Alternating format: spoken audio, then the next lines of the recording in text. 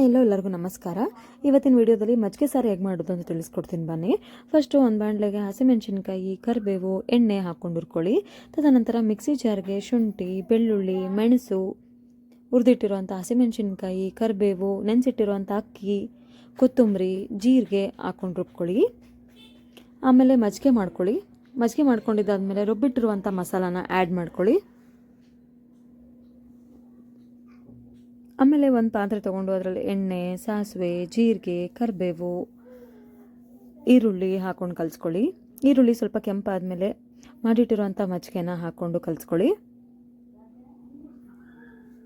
ಅದಕ್ಕೇ ಉಪ್ಪು, ಅರಿಶಿನ ಹಾಕ್ಕೊಂಡು ಕಲಿಸ್ಕೊಂಡು 1 ಇಲ್ಲ 2 ಕುದಿ ಬರೋವರೆಗೂ ಬಿಟ್ಬಿಡಿ. ಚೆನ್ನಾಗಿ ಕುದಿ ಬಂದಾದಮೇಲೆ ಮಜ್ಜಿಗೆ ಸಾರು ರೆಡಿ ಆದಂಗೆ.